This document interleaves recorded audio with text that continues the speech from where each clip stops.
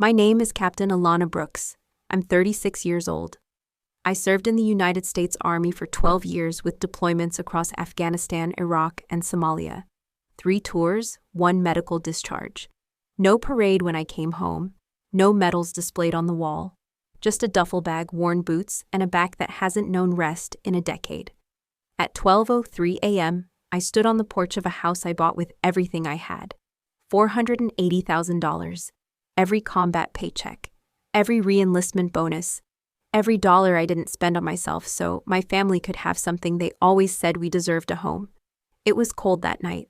Not the kind of cold that pricks your skin, but the kind that settles inside your ribs and doesn't leave. My duffel was at my feet. I was still in uniform, combat boots laced tight, hat tucked under my arm. And yet somehow I felt completely naked. My father stood in the doorway, arms crossed, eyes empty. Behind him, the kitchen lights cast long shadows against the floor. My younger brother Zach leaned against the marble countertop, eating chips straight from the bag, like this was just another Tuesday. I remember the sound his chewing. Loud, purposeful, like punctuation. Then it came, the sentence I would never forget. "Get out right now," my father said. "This is a family home, not a shelter for some soldier living off government pity." His voice was like gravel, sharp, dry, final. I didn't respond. I didn't ask why. I didn't tell him the house was in his name because he said it would be easier for the taxes. I didn't remind him that the money came from me, that I had emptied my life savings, my retirement account, even sold the Jeep I rebuilt myself just to make the down payment. I didn't cry. I didn't beg. Zach laughed, then just a low chuckle.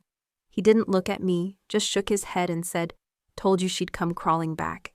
That was the moment I knew I didn't have a home here. Not in the building I paid for. Not in the family I bled for. Not even in the country I served. So I picked up my duffel bag and stepped down from the porch.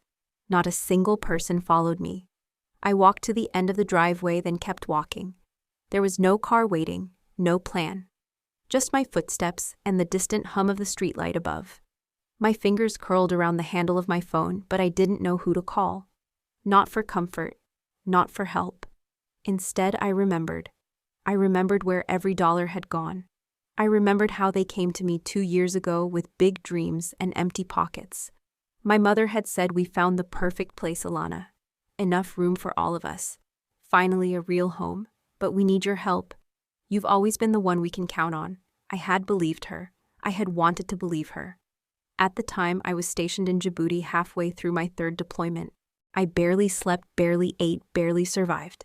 And yet when the email came from my mom with the listing 3 bedrooms, 2 baths, a backyard big enough for future grandkids, my heart skipped.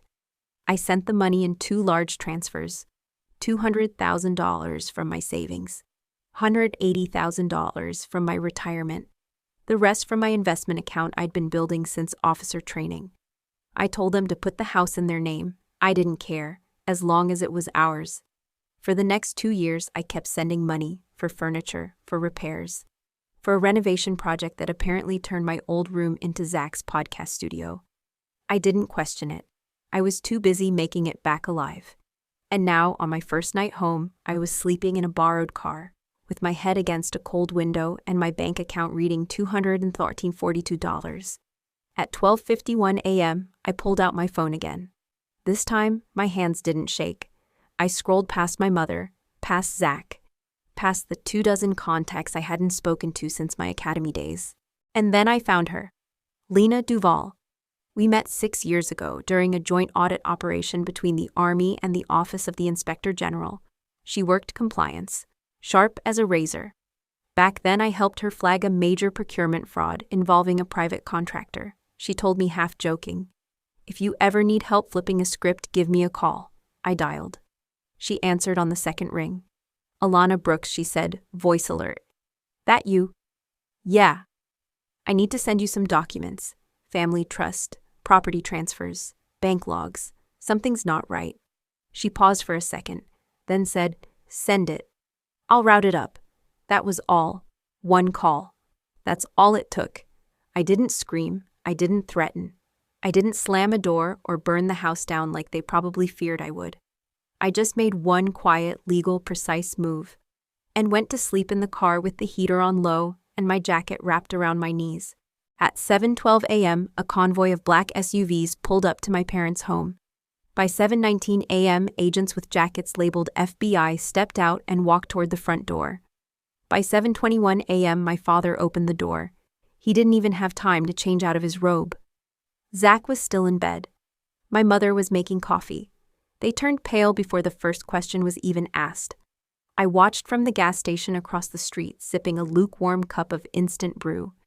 They had mocked me for being a poor soldier after I spent $480,000 to buy them a house. They forced me out at midnight. I didn't fight back. I just made one call. And now everything was too late. Because some battles don't require bullets. They just require truth and timing. And I had both. People often assume military service is all about battles, but the truth is, most of it is routine, structure, precision, repetition. For 12 years, I lived in a world defined by orders and outcomes. No room for emotions, no time for self-pity. I didn't join the army to prove anything. I joined because I needed to leave. I was 19 when I left home. One backpack, one ROTC scholarship, and no plan except anywhere but here. West Point was brutal, mentally, physically, emotionally, but for the first time I was in an environment where discipline was rewarded, not resented. My first deployment was to Iraq. I learned to sleep through rocket sirens and to smile through sandstorms. My second tour took me to Afghanistan, where I worked logistics and learned how supplies moved faster than truth. My third was in East Africa, focused on stabilization operations and asset recovery. That's where I started noticing patterns numbers that didn't match paperwork, contractors overcharging, missions delayed because someone was skimming from the top. I filed reports. I followed the chain of command. I did it by the book. Back home, no one asked about my tours. Every time I flew back for leave, my mother would meet me at the airport with a smile and a question. Did you remember to pack something nice to wear? Something feminine? She'd adjust the collar of my uniform like it embarrassed her. Then she'd glance at my hand and ask, "Still no ring, huh?" My father didn't say much.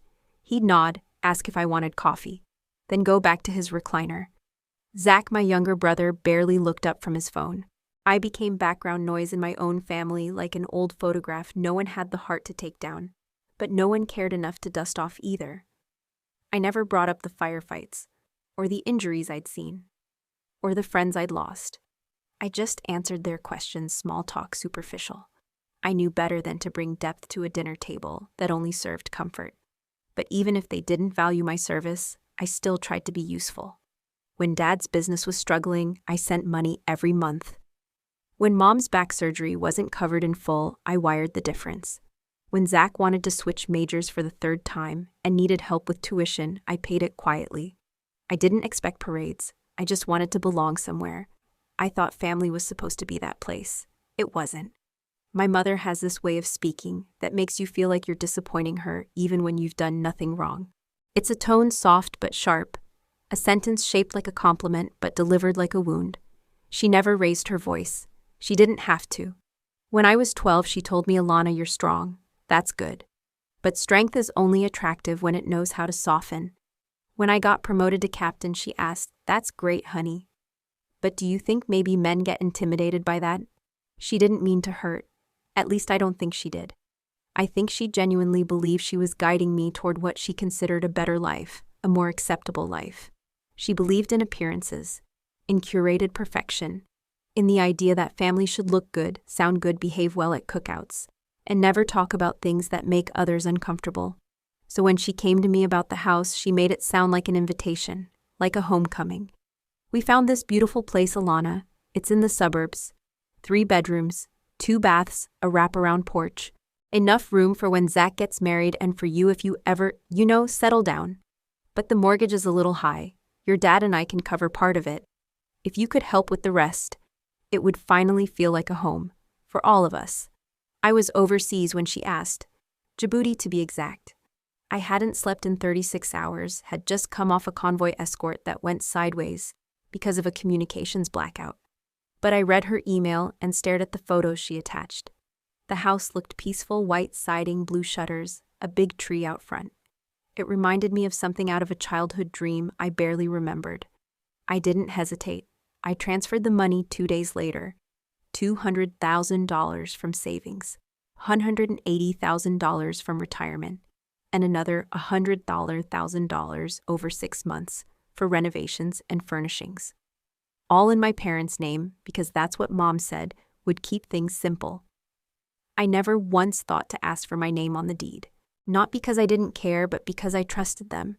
Because I believed that blood meant something. Because I still thought that maybe, just maybe, my sacrifices had earned me a place at the table. I watched from a distance as the house came together. New windows, fresh paint, a backyard patio. Every now and then Mom would send me a picture and say, "We're making it our own." That phrase, it should have tipped me off. I came home 6 months later, discharged after a roadside IED, left me with back damage and hearing loss in my left ear. I wasn't bitter. I was ready to rest, to start a new chapter. I called ahead, told them I was arriving early. Mom said she'd be home. When I got there, the locks had been changed. Zach answered the door wearing gym shorts and a smug smile. He barely said hello. Just told me Mom's in the kitchen. She'll explain. She did. Kindly, firmly, casually. The house feels crowded now. You've been gone so long we had to settle into a rhythm. Maybe it's best if you find your own place. I didn't argue. I just nodded. She hugged me at the doorway and said, "You'll find your path again, Alana. You always do." As I stood there watching the door close, I realized something I should have known a long time ago. This house was never mine, and neither was this family. I had paid for a dream. They had turned it into property, and I had no claim, no key, no seat at the table. When I finally came home, it wasn't in the way I imagined. I didn't arrive triumphantly with bags of medals or warm hugs waiting. I came home because my body couldn't do it anymore. A cracked lumbar disc, nerve damage, partial hearing loss on the left side. They called it a medical separation, honorable but final. I didn't tell my family everything. I didn't want pity. I just said I was coming home for good. My flight landed early. I rented a car from the airport, drove the familiar road out of habit, letting the streetlights blur past. It felt surreal. I'd seen this place in my mind every night in the desert. Now it looked smaller, colder. As I pulled into the driveway, I noticed the car lineup had changed. Zach had a new BMW. Mom's SUV had a vanity plate now. Dad's old truck was gone. I walked up to the front door, key in hand. It didn't fit. I tried again. Still nothing. I stared at the lock, then at the porch light, then back at the door. I knocked. It took a full minute before I heard footsteps. The door creaked open, but only a few inches. Zach stood there in mesh shorts, no shirt, holding a protein shake. "Alana," he said as if surprised. I raised my brow. "Can I come in?" He didn't answer right away. Just stepped aside slowly and muttered, "Mom's in the kitchen." I walked in. The house smelled like cinnamon and new carpet. The walls had been painted a shade of pale gray. A huge abstract canvas hung over the fireplace where the family photos used to be. It was modern, sterile. Nothing like what I remembered. It didn't feel like a home anymore. It felt like an Airbnb with a lived-in refrigerator. I turned left, heading toward my old room. The door was gone. The room itself had been gutted. The carpet was ripped out, replaced with hardwood. My bed, my dresser, my bookshelf gone. In their place was a standing desk ring, lights, a camera tripod, and a wall painted green for chroma keying. Zach's voice trailed in behind me. "Casual. I use it for content creation now. Podcasts, video, essays. You know." I didn't respond. I walked back to the kitchen where my mother was placing dinner rolls into a bowl. She didn't flinch when she saw me. "You're early," she said, without turning around. "The base cleared me faster than expected," I replied. She nodded, then wiped her hands with a towel and offered a forced smile. "You look tired," she said. "Rough flight." I looked at her for a long moment. "I need a place to stay, Mom. Just until I figure things out." Her smile faded. She looked down at the towel in her hands, folding and unfolding it. Then she said the sentence that stuck with me longer than any wound ever did. "You can stay for a few days. But the house has a rhythm now." I spent the next 2 days in limbo. I slept on the pull-out couch in the den, surrounded by storage bins and Zach's shipping boxes. No one offered to clear a real room. No one asked how my back was. No one seemed curious about why I limped when I walked, or why I flinched at loud noises. They had built a new world in my absence, a world where I didn't fit. Meals were awkward. Mom made sure to serve food in perfect portions, arranged like magazine spreads. But the conversations felt empty. Dad barely spoke, unless it was about property taxes or Zach's growing online brand. Zach talked about himself mostly.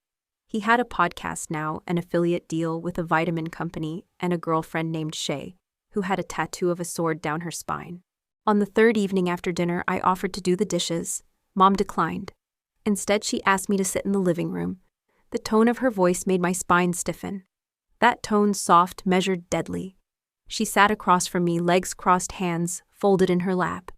Dad stood behind her, silent. Zach was upstairs blasting music.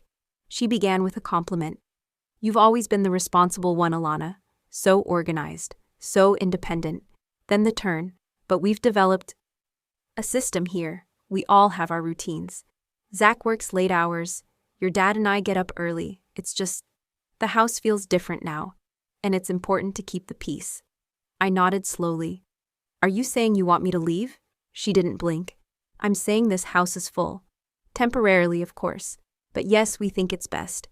I stared at her for several seconds, then at Dad. He looked at the floor like it might offer him escape. "You asked me to help buy this place," I said calmly. "You said it would be for all of us." Mom's tone didn't change. It was for the family. "And you've been gone a long time, sweetheart. Life doesn't pause." I swallowed hard. "I don't even have a room." "We made decisions while you were away," she said. "That's not anyone's fault. So where exactly should I go?" "There's a motel a few blocks over," she said gently. "Just until you get back on your feet." It wasn't the words that hurt. It was the ease with which she said them. Like evicting me was as casual as recommending a dry cleaner. I stood up slowly, my joints stiff from the couch, my head buzzing. I didn't shout. I didn't cry. I just nodded. "I see." Mom stood too, walked me to the door. She opened it wide, the porch light casting a yellow pool on the concrete. As I stepped outside, she touched my arm lightly. "You're strong, Alana. You'll figure it out." Then the door shut behind me. And for the second time that week, I stood alone on that porch. But this time I didn't feel shocked. I felt something colder, cleaner, resolved. As I walked back to the driveway and reached for my phone, I didn't scroll blindly. I knew exactly who I needed to call.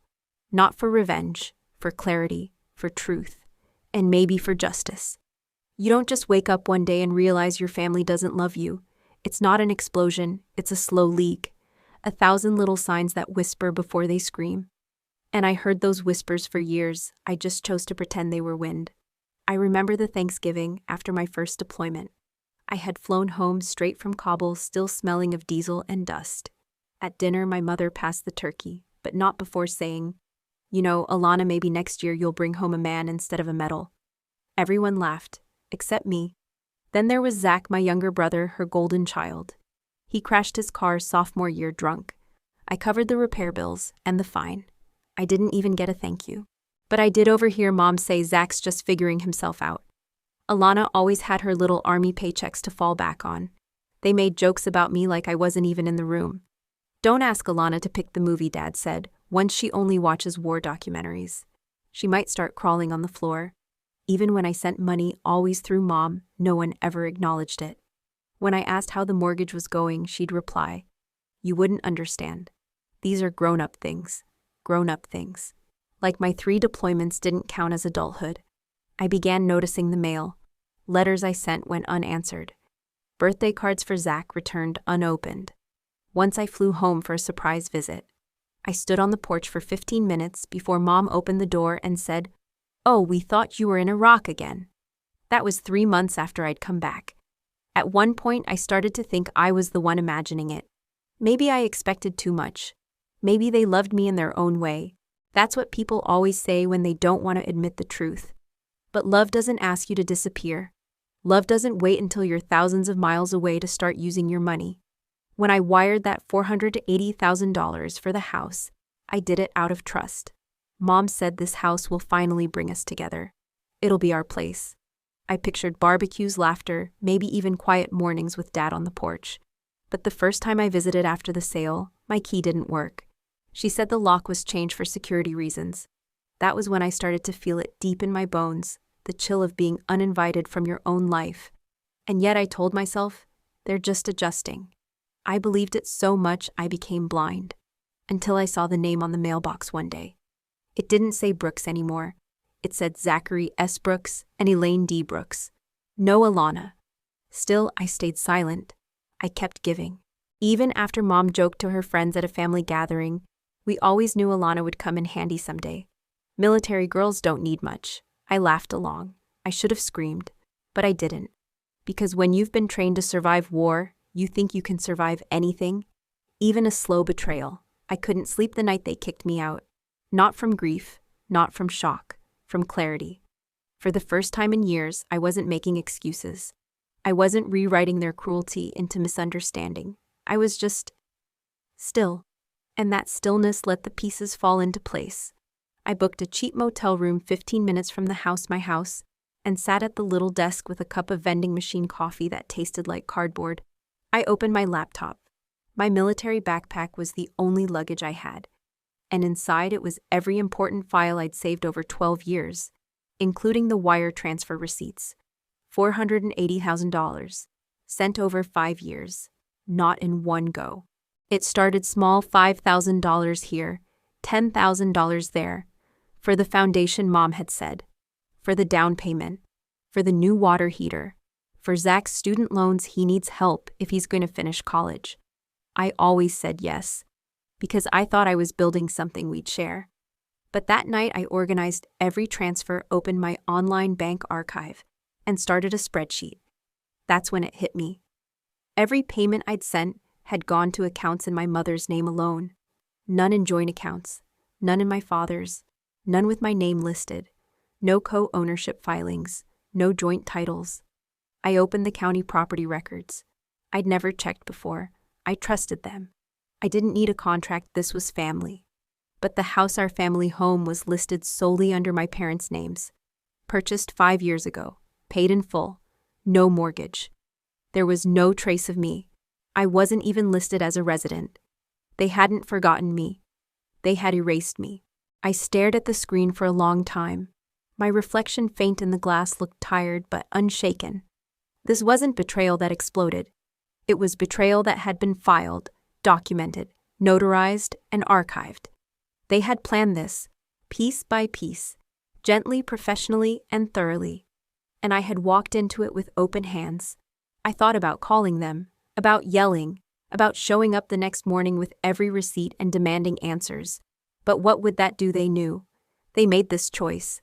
Instead, I leaned back in the motel chair and whispered to myself, "Don't fight.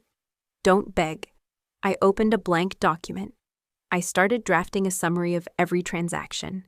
Then I logged into a federal reporting site and made one call, not to my parents, not to Zach, to a woman named Special Agent Marissa Klein, who I'd met briefly during a base audit in Arizona 3 years ago.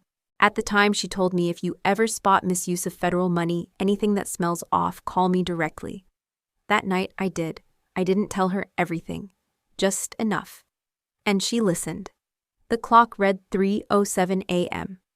I sat with my back straight, both hands resting on the edge of the desk phone unlocked in front of me. My thumb hovered over the contact. Marissa Klein, Special Agent, Financial Crimes Division. I tapped call.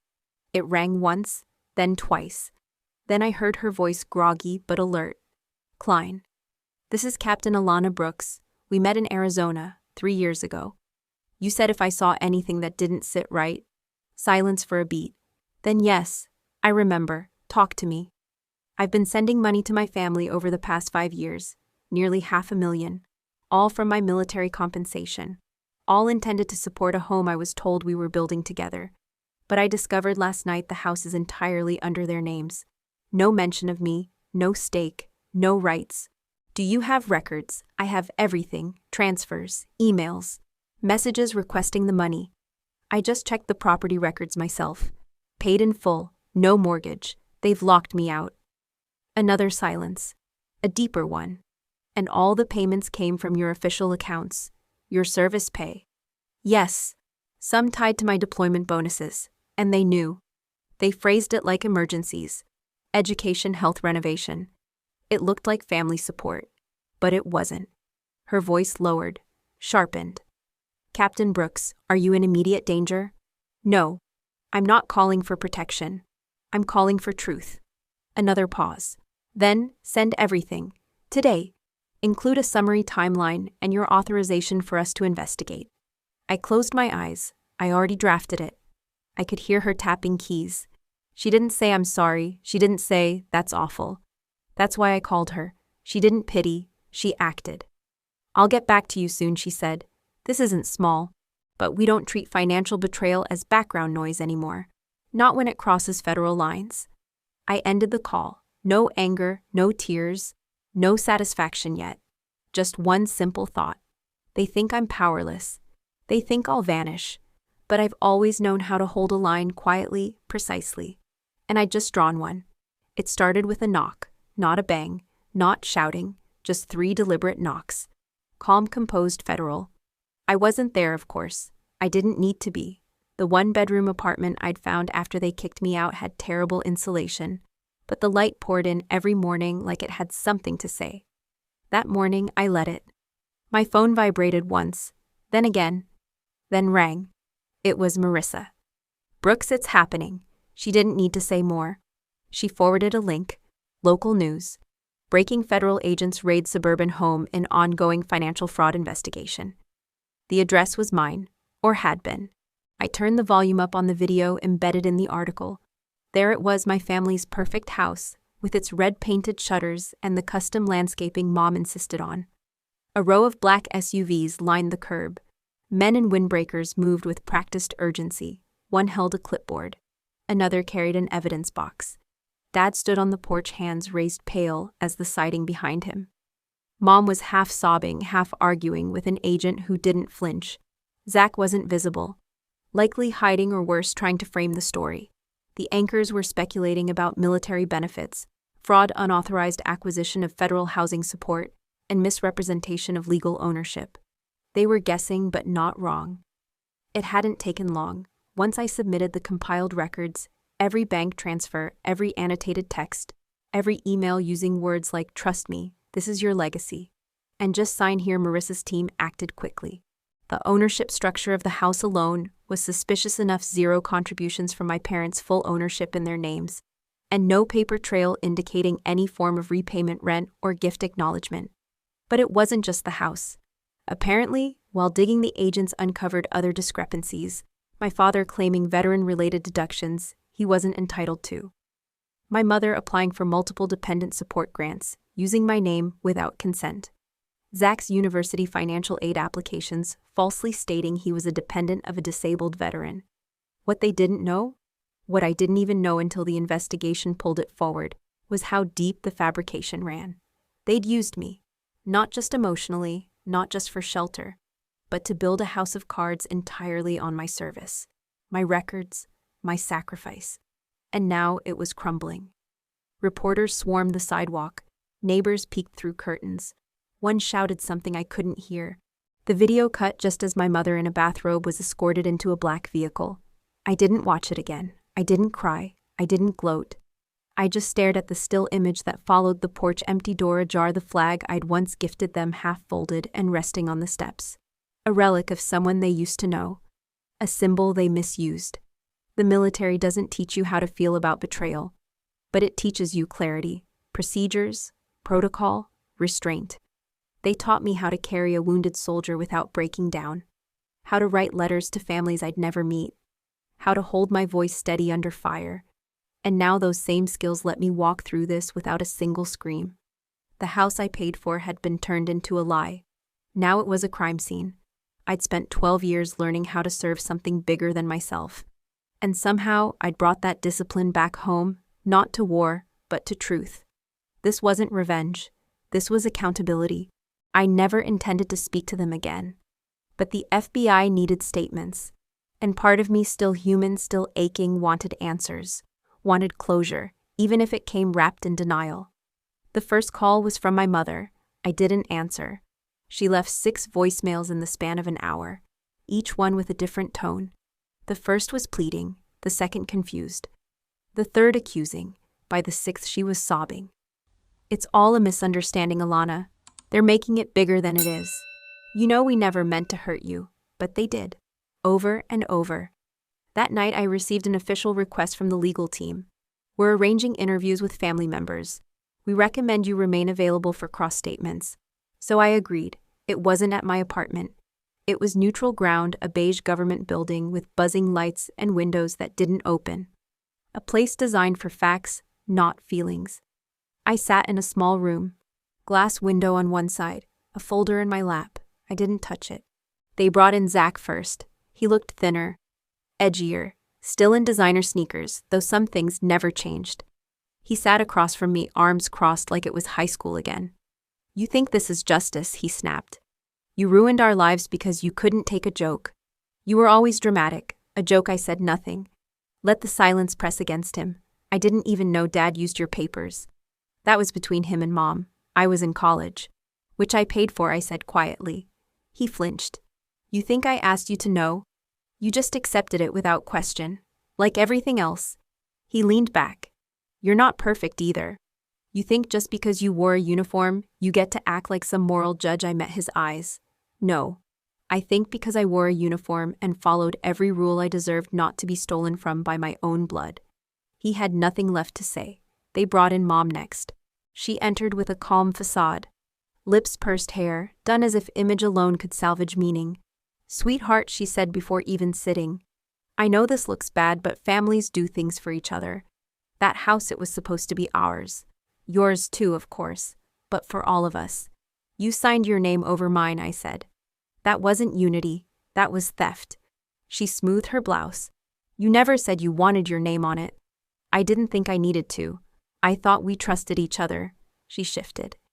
We were just trying to build something. You were always gone. We had to take care of ourselves. By rewriting legal documents behind my back, she didn't answer. Then she reached for my hand instinctively, habitually, but I pulled back. Did you ever mean to give it back? I asked. The house, the money, the credit cards I paid off. Did you ever think to return anything? Her eyes welled up. No, she whispered. At least it was honest. Then came Dad. He didn't sit. He paced. This is ridiculous, he muttered. Government sticking their nose in family business. What happened to privacy? What happened to respect? Respect, I repeated. You told me to get out of my own house. He slammed a fist on the table. Because you came back here expecting gratitude. You wanted to be treated like a hero, but you weren't. You were just a soldier with a wounded leg and a martyr complex. My stomach twisted. I stood. Looked him in the eye for what felt like the first time in years. I didn't ask to be a hero. I asked to be treated like a daughter. He stopped pacing. For a moment, the air between us hung heavy with everything we never said. Then he scoffed. You think this makes you better than us turning us in? No, I said. It makes me free. They escorted him out. I stayed behind alone in the interview room for several minutes. I thought I'd feel triumphant, vindicated, but all I felt was empty. Not because I doubted the decision, but because justice, no matter how overdue, never fills the hole betrayal leaves behind. Still, it was done. They knew what they did. And I, for the first time in my life, had no more weight to carry that wasn't mine. In small towns, stories don't travel, they ignite. By the time the second FBI vehicle pulled out of our cul-de-sac, the neighborhood was already buzzing. People stood behind curtains watching, but pretending not to. I knew the pattern well. I'd grown up among these manicured lawns and matching mailboxes, among whispers passed during block parties, and judgment disguised as concern. But this time, they weren't whispering about me. By morning, our family name was in headlines. Retired military officer exposes familial fraud. Veteran's family accused of misappropriating funds. It was in national syndication within 2 days. The twist was too irresistible for the media-decorated soldier betrayed by her kin, remains silent, then delivers justice through legal means. I didn't ask for the coverage, I didn't relish it, but I didn't stop it either. Reporters camped outside the house I paid for. A house now cordoned off with crime scene tape at the back entrance, and an under investigation sign pasted on the door. I heard my mother's voice on the local radio station trying to explain. She's our daughter. We never imagined things would turn out this way. But the world wasn't buying it. Neighbors who once sipped wine with my mother now pretended they didn't know her. My father, who once ran for the neighborhood board, was removed from all community leadership groups.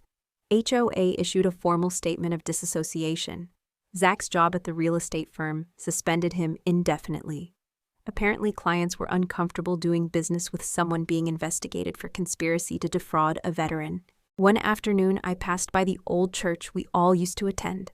Pastor Graham saw me, stepped outside, and nodded solemnly. "We've all heard," he said gently. "I just want you to know you didn't do anything wrong, Alana." That simple validation broke something in me. Because for so long, I'd carried this invisible shame. As if I had failed my family by not being the daughter they wanted. As if their silence and absence of affection meant I needed to change. Now I realize they were the ones who had worn masks. People wrote letters.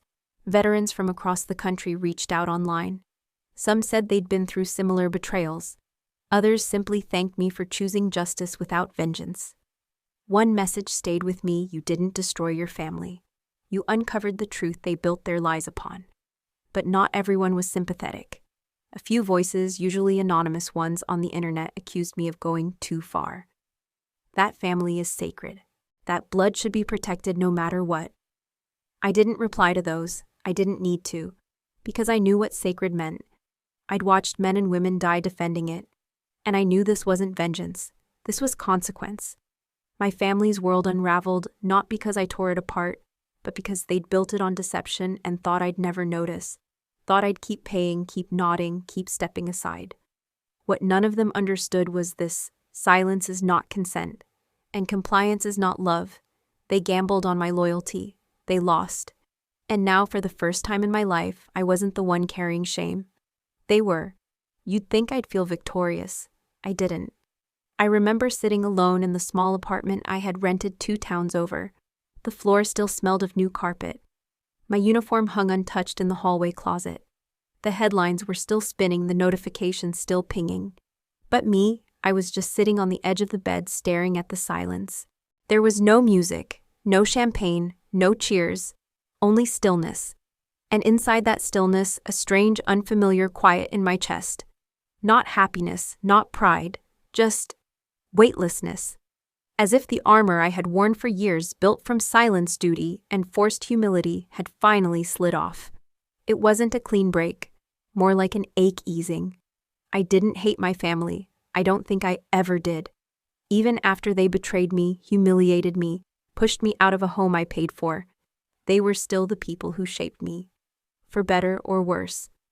My mother's voice still echoed in my head when I folded towels a certain way. My father's footsteps, measured and firm, were the same cadence I marched to for years. Zach's jokes, even the cruel ones, had trained me to develop thicker skin than most of my commanding officers ever could. But just because someone helped form you doesn't mean they deserve to keep you. I had spent so many years hoping they'd see me. Not the uniform. Not the medals. Me, the little girl who once made them birthday cards with crayons. The teenager who mowed lawns all summer to pay for Zach's football camp. The woman who answered every deployment order with steady hands because she thought keeping them proud was more important than keeping herself safe. But they never saw me. Only what I could give: money, image, silence. When I made the call that day, it wasn't a move in a game. It wasn't revenge. It was clarity. For the first time, I saw things as they were, not as I hoped they could be. My therapist once told me closure isn't a conversation. It's a decision. She was right. I never got an apology. Not from my mother, who claimed I overreacted. Not from my father, who insisted everything was a misunderstanding. And definitely not from Zach, who called me a narcissist on Facebook before his account went dark. And that was okay. I didn't need their guilt. I didn't want their shame. I just wanted distance. I started sleeping through the night again. No sudden wake-ups. No dreams of standing outside my own house with a bag in hand. I went back to school, took evening classes in forensic psychology. Not because I wanted to chase justice for others, but because I was finally curious about things that had nothing to do with my family's approval. I planted herbs on my balcony, basil, thyme, mint. Things that grew with water and light, not pressure. Sometimes on quiet mornings, I'd make coffee and think about the years I lost trying to earn love that had always been conditional. I'd feel sad, not regretful, just mournful. Like remembering a home that burned down before you knew what it meant to feel warm. But even in that sadness, there was space. And in that space, I found myself. I didn't win. I didn't want to win. What I wanted was peace. And strangely enough, I had it. Not because the FBI raided my parents' home, not because people took my side, but because for the first time in my life, I didn't shrink to make others comfortable. I didn't silence myself to protect the reputation of people who wouldn't have done the same for me. That was my victory. It didn't come with applause. It came with breath, free, unshaken. Finally mine. I never planned on moving to the woods. But that's where I ended up, a single-level cabin nestled just outside of Asheville, where the air smells like pine and morning mist, and the silence wraps around you like an old quilt. It wasn't big. Just 2 rooms and a kitchen. But it was mine. Paid for in full, no co-signers, no family name on the deed. The first morning I woke up there, I didn't hear traffic. No yelling through thin walls. No Zach space thumping through shared ceilings. Just the birds, just the wind. I walked barefoot across the wooden floor, coffee in hand, and opened the door to a porch that faced nothing but trees. I stood there in my flannel shirt, hair unbrushed, and watched 2 deer cross a clearing like they owned the earth. That was the first time I cried. Not because I was sad, but because it finally hit me, I was safe. I had always lived in places meant for someone else: government housing, shared quarters, barracks, then the house I bought but never owned. Here the floor creaked under my weight like it knew I was real. The walls didn't judge me. The kitchen didn't care if I cooked for one. I started building things. Raised a garden bed, hung shelves, learned to replace a pipe under the sink from a YouTube video, and celebrated like I'd won a medal. Each small task healed something bigger. I planted sunflowers near the back fence. My mother used to hate sunflowers, said they were messy, scattered. That made me love them more. Watching them bloom felt like reclaiming parts of myself I didn't know had been buried. I wrote letters I never mailed, to my parents, to Zach, to the girl I used to be who begged to be enough. And every night before bed, I lit a small candle near the window, not for anyone else to see, just as a ritual. A way to say, today, I lived on my terms. Healing wasn't loud. It didn't come with grand gestures or dramatic breakthroughs. It came in tiny, quiet choices. Buying a second mug, not because someone was visiting, but because I wanted to believe someone might. It came in allowing myself to sit still without guilt. In learning to love solitude without mistaking it for loneliness. In building a home, not just a house where every wall whispered, "You belong here." For the first time in my life, I believed it. And that made all the difference. It arrived on a Wednesday. No return address, just my name in Zach's handwriting, too careful, like he practiced before writing it. The envelope was creased as if he had carried it around for days before finally mailing it. I sat with it for a long while, unopened, staring at my name written by the brother who once laughed as I was thrown out of my own house. I opened it eventually, not out of curiosity, but because I needed to know how far he'd go to rewrite the past. "Dear Alana," it began. Not sis, not hey, just formal, unfamiliar. He wrote that things had changed since I left, that the house was quiet, heavier somehow, that our parents barely spoke to each other now. He wrote that he was sorry for the words he didn't say, and even more for the ones he did. He said he hadn't realized what I gave up for him, that he was too young, too wrapped up in his own ambition to see that my silence was never weakness. "I didn't understand the cost of your sacrifices," he wrote. "Now I do, and I'm ashamed." He told me he'd graduated, found a job in another state, and that no one asked him to stay. He ended the letter with a line that struck harder than the rest.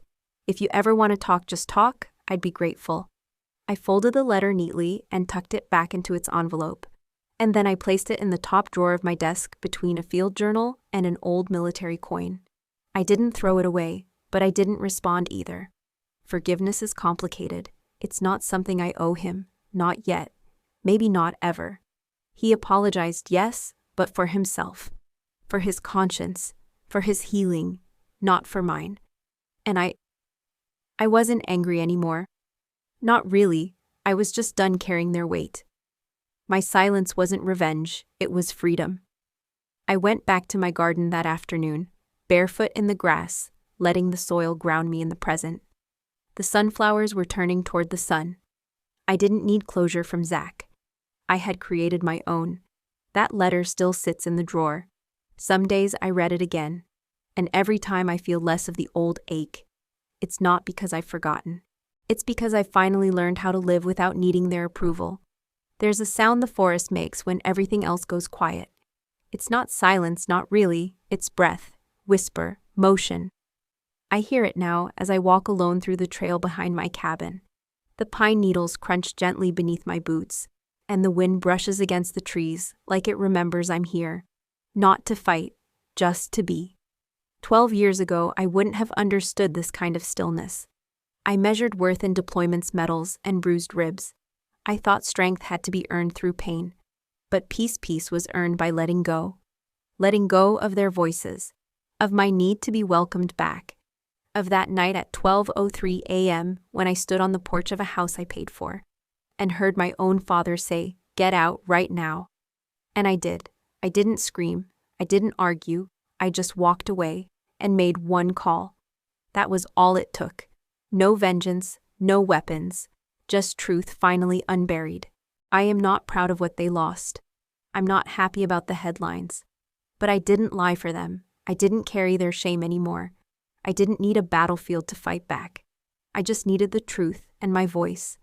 And now when people ask, "Did you get justice?" I smile soft and sure and say, "I didn't get revenge. I just stopped being silent." And that somehow was enough.